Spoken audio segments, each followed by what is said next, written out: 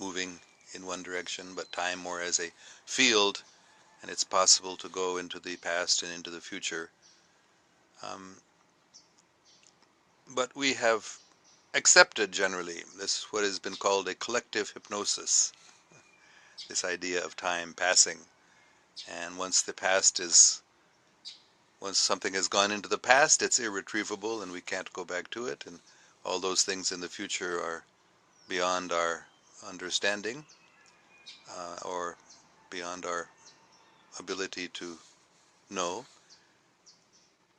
So that idea which we have in our cultures is not there in some other cultures. In fact, just recently, my good wife and I watched this movie, The Arrival, which just came out this month, uh, which is about extraterrestrials, about some race of beings. Heptapods, they're called, because they have 7 legs. But the very interesting thing about this movie and about those extraterrestrials is that the concept of time that we have is not present in those extraterrestrials' consciousness. They are aware that everything exists in a sort of circular way or in a simultaneous way, and their language, as is depicted in the movie, is circular and simultaneous, you might say. And one of the points of the movie is that by learning that language, the heroine of the movie started thinking also in a non-linear time frame. And we can call them time loops, or moving out of time into the future and into the past. And I won't give away some of the secrets of the end of the movie, but that idea was very prominent in the movie, that time is not what we think of it as just one linear movement, but we can actually go into the future, go into the past. So I think this is actually quite important for us to realize at this time, as we are entering into a higher density. That is, our whole planet is transforming from 3rd density existence into 4th density existence. And in 4th density awareness, people live in what we might call an extrasensory world, where things are seen beyond the senses. These senses limit us a great deal. That is, our seeing, smelling, tasting, hearing, and feeling. These 5 senses we're generally limited to in 3rd density life, whereas in 4th density life, other senses are like what we call telepathy, or telekinesis, or teleportation.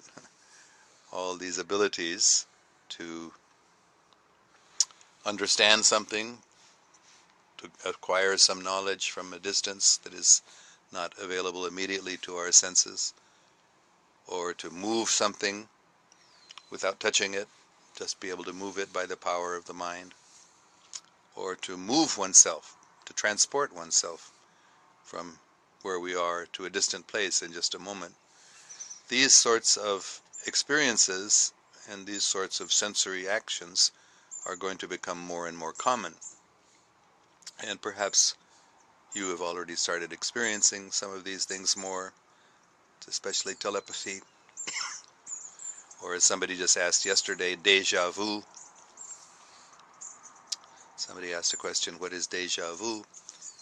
Déjà vu is that it has something to do with going outside of time in some way or the other, where we see something and we suddenly wait, I saw that before, I've been here before, that feeling.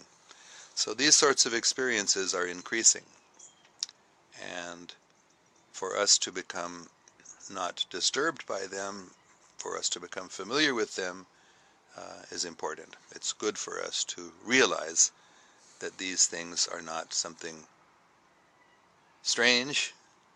They may be unusual for us, but they are common in 4th density existence. So where are we going to go from here?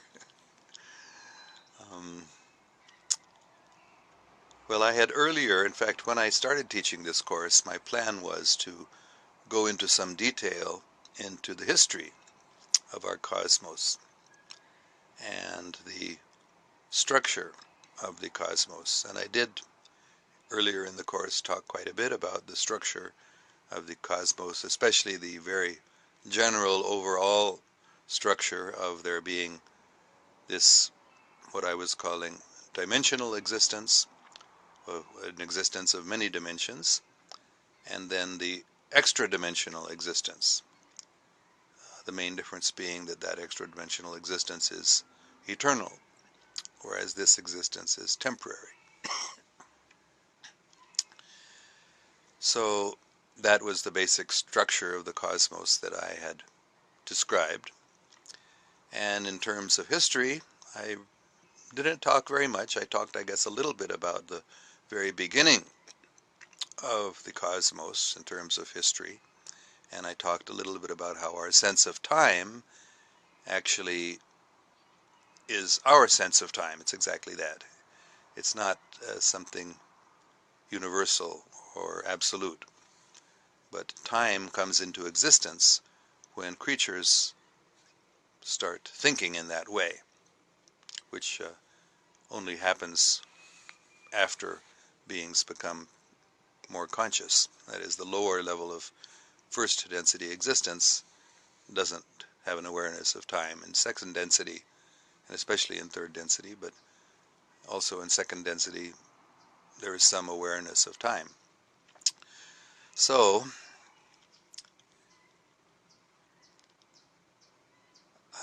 I can talk a little bit about the history of our planet. I think maybe I'll mention a couple of things, but I think before we get into that, it's important to remember this point that I've made in the last couple of days more than once, of timelines, that there are different timelines. And I think this is the real reason why I was guided not to go into history very much, because I started realizing much more than I had before, although I had some awareness of different timelines. It wasn't so clear to me as it became just after beginning teaching this course that history is much, much more complicated than we usually think, because there are many different timelines. And which timeline are you describing when you discuss history? So I'm just going to talk about a couple of the very fundamental differences in recent history, I might say. Recent means the last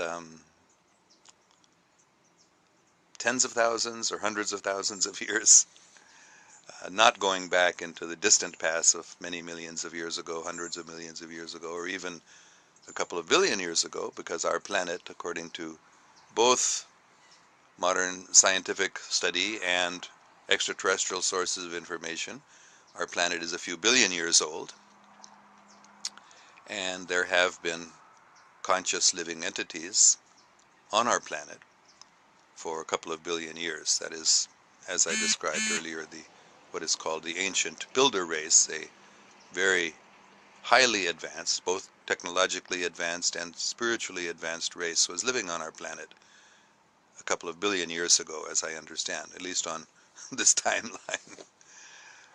So we're not going to talk about that ancient past and that ancient builder race which did travel throughout the galaxy and built these incredible artifacts which still exist after a couple of billion years. So obviously they're building materials which were made out of an alloy of aluminum, which is sometimes clear, sometimes translucent, sometimes black, but somehow they developed different ways of using this aluminum alloy, which is extremely durable, which literally has lasted for a billion or 2 billion years. So for some reason, that ancient builder race left. Whether they totally left the galaxy and they totally left the dimensional existence and moved into trans-dimensional existence, I don't know exactly what happened to them. But we do have the artifacts, and the secret space program explorers discovered these artifacts not only on our moon and planets in our solar system, but in other nearby star systems also. And they, for example, I had mentioned earlier in this course, the moons of Saturn, which look very, very much like the Death Star weapon described in Star Wars. There are two moons of Saturn, Mimas and Tethys, which have that, round crater on them, which looks just like the Death Star weapon in Star Wars, and the heat signature of those moons of Saturn also reveals that they are not just a typical ball, a typical sphere, but that there are structures underneath the surface of those moons which clearly indicate something going on under the surface. That is a massive structure, different parts of which are producing more heat than others.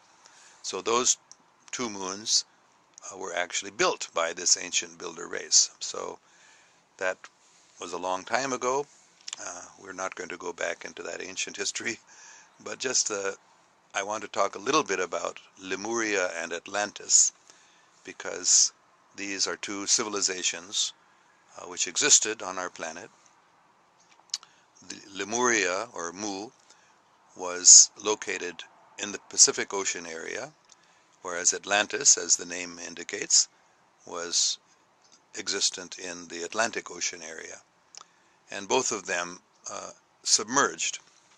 Now, how that happened exactly, there are different timelines, different histories of how that exactly happened. But we know that both of those, there's plenty of good, solid, scientific evidence that there were great civilizations under both the Pacific and Atlantic Oceans, because the remnants of those civilizations are visible under the water, as I've mentioned earlier, off the coast of Japan, as well as on different coasts in the Atlantic, both the American side and the European side. There are large buildings underneath, structures built which indicate huge cities. So we know, not from any mystical or esoteric or extraterrestrial sources, but from our own archaeological expeditions underwater, that these civilizations did exist. There were ancient civilizations which built vast cities underneath the waters of the Atlantic and Pacific Oceans, which of course that time they were above water. So what happened, and what lessons might we learn from those civilizations? Well, according to most accounts, most timelines, the Lemurian civilization was a very peaceful civilization. It was agrarian for a long period of its time, and then it gradually developed cities and became technologically more advanced. According to one timeline, the Lemurian civilization went under the water because of a natural catastrophe. Earthquakes or volcanoes, or just shifting of the tectonic plates, and the entire continent went under the water. Hawaii, the Hawaiian Islands, are said to be one of the few remaining pieces of Lemuria that are above the waters of the Pacific Ocean now. Perhaps Easter Island and some of the other islands in the Pacific also were mountain peaks, or areas at least of that Lemurian continent which did not get submerged. According to another timeline, the Atlantean civilization began while the Lemurian civilization was still in existence, and there was a war between the two, and Lemuria was destroyed as a result of that war. I puzzled over this for a long time. Why are these two so different descriptions of the end of Lemuria present in the literature?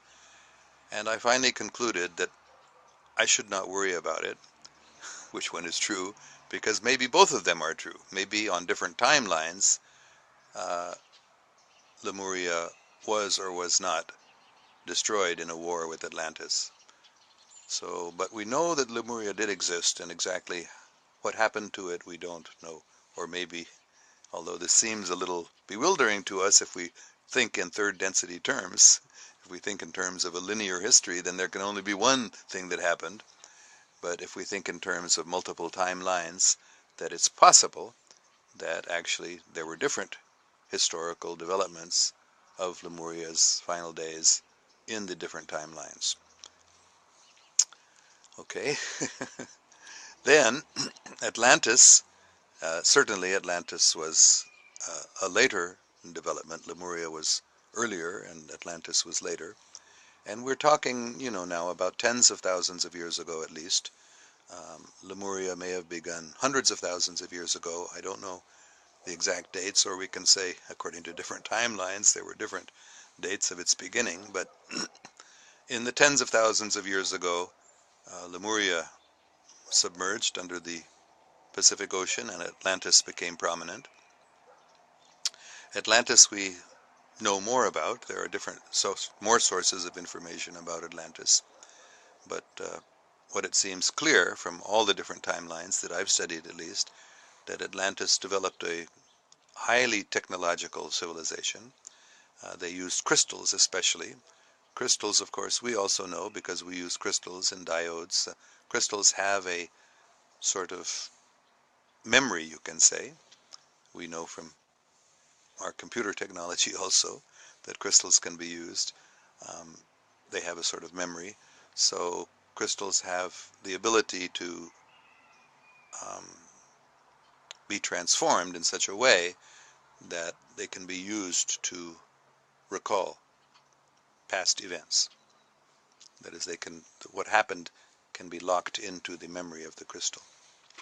So crystals also have many other properties, different types of crystals. And the Atlanteans became aware of these crystalline properties, which can be used for healing, and they can also be used, as the Atlanteans did, unfortunately, for making weapons. And they considered themselves very powerful because of their powerful weapons using crystals, and they eventually were destroyed also. Quite certainly the Atlantean destruction had to do with war. And just as a few of the Lemurians had left before the destruction of their continent, and some of them went to Asia, some went to South America, in the same way there were a few Atlanteans who knew what was coming and they left in advance. Some went to South America again, some went to Tibet, and some went to Egypt, and some went to Turkey. And we know, again, this is not from esoteric means, but from historical study, of Plato especially. It's quite famous that Plato wrote about Atlantis, and that the Egyptians were in some ways descended, the great Egyptian civilization that we consider ancient, although in this time frame it was pretty recent, only a few thousand years ago.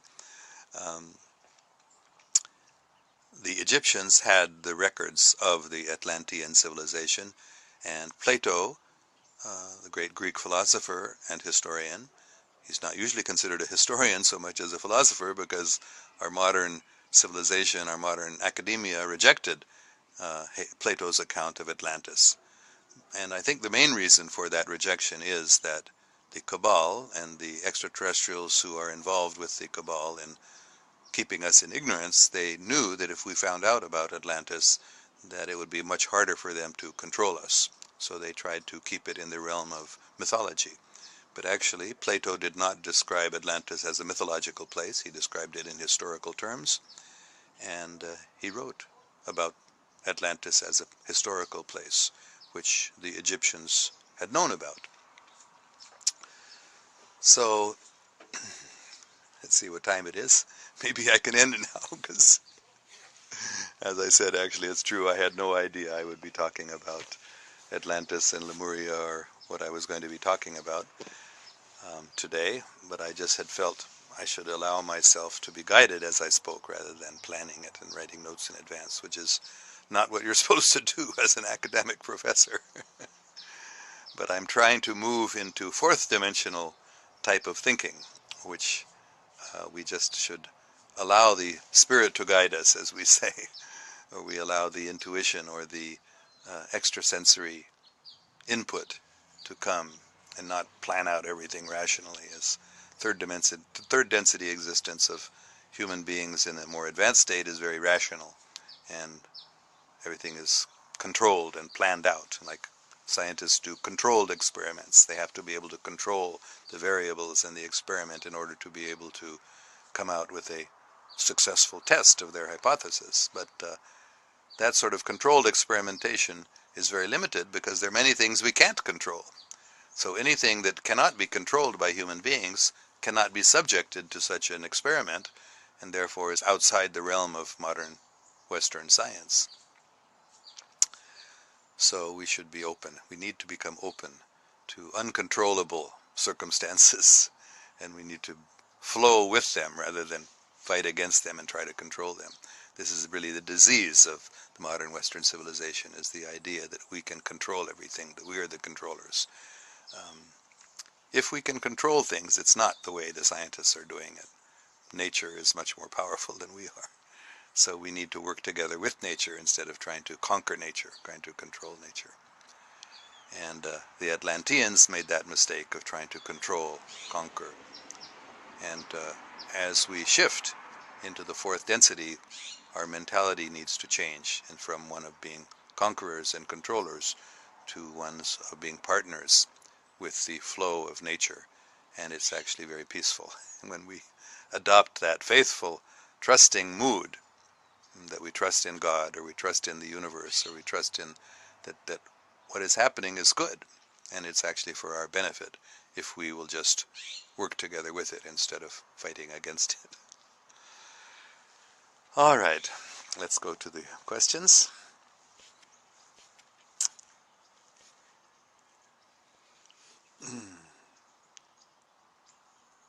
We have Majid Anif from Saudi Arabia. Assalamu alaikum. Wa alaikum salam, Majid Sahib. And more salams. I'm not going to go into all of those. Okay. Gemma Art, as usual, has a good comment. I saw the video. You shared the link yesterday. Corey Good looks so familiar, like some actor we know from quite some time, but his speech was a bit not comfortable or smooth, so that one can understand all what he was answering, satisfy the listener easily. Okay. Very good comment, thank you. So Corey Good looks so familiar, like some actor we know from quite some time. I would suggest that we all know Corey Good, not from having known him in our immediate environment or our immediate surroundings or our immediate time frame, but maybe in dreams, or maybe in some other timeline, maybe in some other dimension. But I feel like I know Corey Good very well. I've never met him. I've just seen some of his writings and some of his videos. But he looks very familiar to me too. And I believe that that's because we do actually have some contact in some other sense. That maybe sometime in the past, in some other dimension, we were friends or something. I don't know. But yes, this is happening to me also more and more frequently. And it happens to my wife all the time, that we're just walking along the road, or we're in some market and we're talking to the cashier, and the person says, "I know you. Where do I know you from?" And they feel, so that sort of outside of time connection, or in dream connection, or whatever we want to describe it as, there are more and more people who are experiencing this sort of thing more and more, and this will become more and more common until it won't be unusual. If we see somebody who we've definitely never seen before in this timeline, in this world, but we know that we've seen them before. We feel like we're old friends. So that is happening again and again. All right, so I feel that way about Corey Good also. And I'm not sure which video you're talking about. His speech was a bit not comfortable or smooth. I can say that in his earlier videos, See, he has been making these videos now for a year and a half or so, I think, or I can't remember exactly how long, but for a year more or less. And in the beginning, he had suffered, I can't remember exactly what the accident was, but he was in a lot of pain, and he was taking pain medications. And in the beginning, when he was making those videos, his speech was not very clear or smooth because he was sedated. He was taking a lot of strong pain medications. So I don't know if that's what you're talking about when his speech wasn't very comfortable or smooth. I noticed that difference also if you see his earlier videos done a year or a year and a half ago and you see the ones he's doing now. That definitely is a difference that other people have noticed also. Anyway, I hope that you will continue watching his videos, because I consider him to be one of the most important sources of information, certainly about the secret space programs. All right, Saima Aziz Mirza again. Was Lemuria, Lemuria actually, Lemuria, as usual spelling, Lemuria. Was Lemuria connected to south of India in any way, or was it a place which connected African South and the south of India? That is another old continent called Gondwala, I think. It was definitely, there was also land in that area of the Indian Ocean, which has been submerged. Lemuria was in the Pacific Ocean, not in the Indian Ocean. But there, hundreds of thousands of years ago or more, the continents as we know them were not visible on the Earth. There were different, in fact, maybe they were all connected at one point. So it does appear that just like the African continent on the western coast and the South American continent on the eastern coast were connected. They were geologically, they're very similar. So it appears that they were one and then they broke apart as the tectonic plates shifted and the Atlantic Ocean exists now, but the two sides of those two continents look like they were together at one point a long time ago. So similarly, the South African, South Indian, and the African, geologically they were perhaps connected and similar. So that was not Lemuria, however. Lemuria was in the Pacific. Okay, Saima Aziz Mirza again. Nikola Tesla said that crystals are living beings from a different world. Wow, I didn't know that. I'd never heard that before, but crystals definitely there's something very, very special and powerful about crystals. I didn't know that Tesla had said they're living beings from a different world. But there are many things that are living that we don't consider living. So crystals, I can accept that very easily. And sometimes stones and mountains also are actually living, conscious beings, which is in our third density modern scientific way of thinking about life and consciousness. That doesn't make any sense. How can a mountain be a living conscious being? But it can be. And so crystals are usually considered just a rock or a stone, but they obviously are very special. Their molecular composition is also special. But I didn't know this, but that's very interesting, that crystals are living beings from a different world. All right, let's see, what else do we have? Oh, Gemma Art again. Always good comments. Thank you very much for good questions. Can we say that wrongdoers are beings of a different timeline from the empaths, noble, gentle, compassionate human beings? This is a very good question.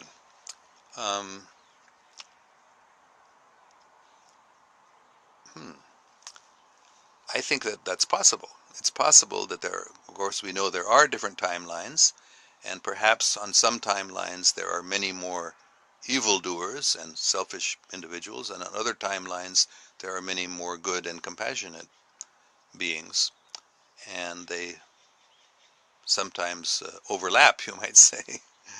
The timelines overlap, and then the gentle, good people, the noble people, are forced to live in the same place, the same planet, the same timeline as those wrongdoers, and then it creates an interesting situation which we can all learn from.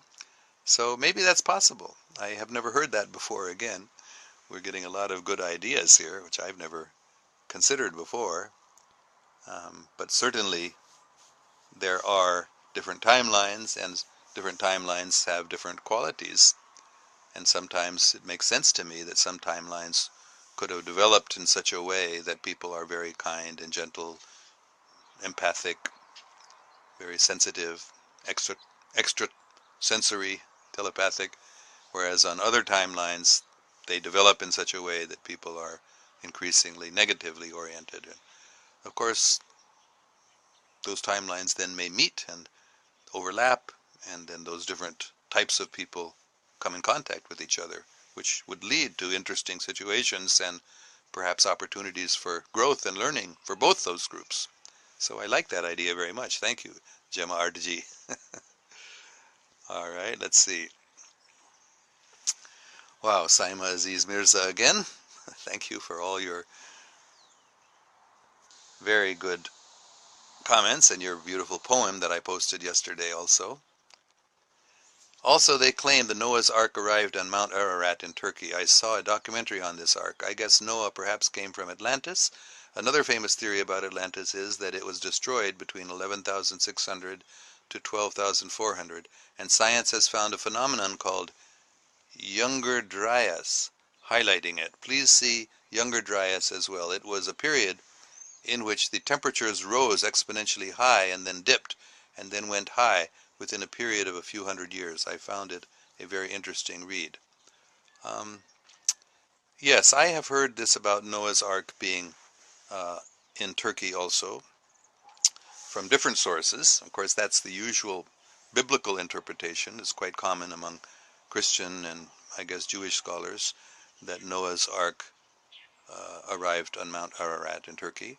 Also from the Sumerian literature, Babylonian literature, that would seem to be the place where Noah's Ark arrived.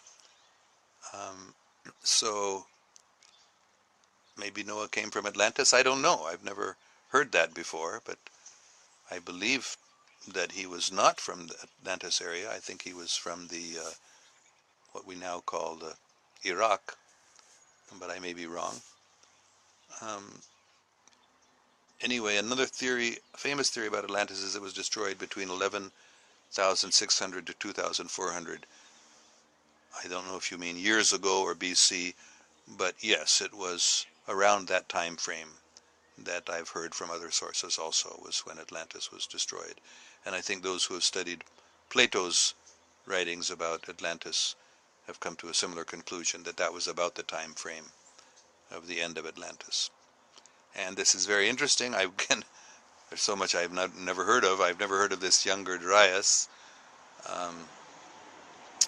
in which within a few hundred years the temperatures rose very, very high, then went very down low, and then went high again.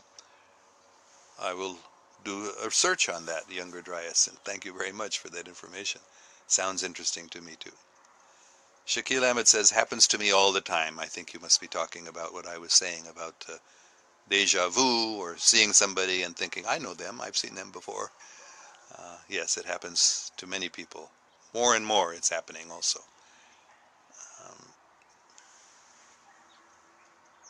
Gemma Art, you are right. I never heard about him before, and that was the first time I saw him, but I just stuck there looking at him for quite some time. I think you're talking about Corey Good.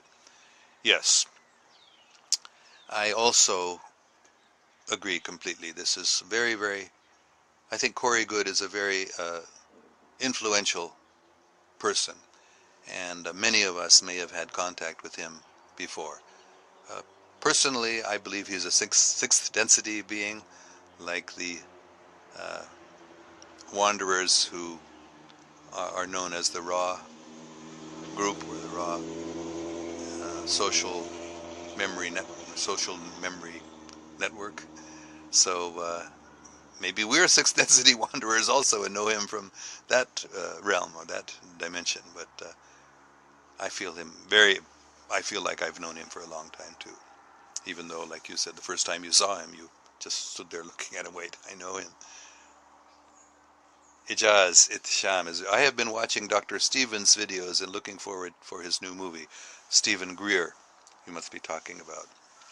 Yes, I've been asked about Stephen Greer before, and I've spoken about him before. I've met him, and I met him quite a long time ago now. I think it was, when was it? Anyway, it was at least 10 or 20 years ago. 10, no, it was, I can get the exact date. I think it was in the year 1999 or 98 or 2000, within those, because about that time, so it's been almost 20 years ago, 17, 18 years ago, I met him. We had a good talk. I liked him a lot. I found him a very friendly and honest person. Even at that time, I was a little confused because he spoke about all extraterrestrials as being good. And somehow he's gotten fixed in that position and he's defending that position, although it's quite clear that that position is wrong. I don't know why he's taken that position, but he says that all of the so-called alien abductions that are harmful to people or that seem to be evil, those are secret military programs and military abductions and not extraterrestrials, because for some reason or the other he has this idea that all extraterrestrials must be good, better than we are. He's wrong. But he's a very good man. I've always felt he's very sincere. He may, as some people have recently suggested, because he has criticized Corey Goode actually, he may have been manipulated by the secret space programs or by the intelligence agencies to have some wrong ideas, because there is a program, actually. I'm glad this question has come up because I have about 5 minutes till our usual scheduled time to end. I'd like to talk about this, that we're talking about the very recent past now. There is an effort is being made by the cabal to disclose the extraterrestrial presence, but in such a way that the cabal's many crimes against humanity, war crimes, all sorts of horrible crimes that the cabal has been doing, that they will be covered up, they will be concealed. So that's called partial or limited disclosure. They're trying to reveal some things about the fact that we have been out into space without the whole picture coming out. And on the other hand, people like Corey Goode and David Wilcock, whose conversation I referred to yesterday, they are pushing for full disclosure, as I am myself. Full disclosure means we need to become aware, really, of what has happened, that the cabal, this so-called themselves the Illuminati, who do have extraterrestrial allies who are very evil and selfish and manipulative and deceitful. So they are working together to try to continue deceiving humanity, but gradually revealing some sort of space programs, secret space programs. So this is a difficult topic because a lot of good people, like Stephen Greer, seem to be involved more in the limited disclosure. And even Andy Bashago seems to be more promoting a sort of limited disclosure. So this is a fight that's going on right now. What sort of disclosure is going to happen? Is it going to be this limited, partial disclosure of the extraterrestrial presence, or is it going to be full disclosure? And definitely there's going to be disclosure, and it's coming very, very near. Not even 5 or 10 years. I think it's going to be before that. Perhaps even within the next year or two, we're going to see open mass media acknowledgement of the presence of space programs and the fact that we have traveled to Mars and beyond, the fact that we have spaceships that are far beyond the rockets that NASA has been using. So that's going to come out very, very soon. But is it going to be the limited partial disclosure that the cabal is pushing for? Just like I mentioned, John Podesta and Hillary Clinton were also talking during her campaign about extraterrestrial disclosure. And John Podesta especially was pushing for it, but that was that limited type of disclosure. So this has been in the news a lot recently, and more NASA has also been revealing things like there's water on Mars, there's water on other moons in our solar system. They're talking about many, many planets that have been discovered, a few light years away. I mean, more than a few, but 10 or 50 or 100 or a few hundred light years away, where there are planets that are very similar to Earth in terms of their size, their distance from their stars, etc.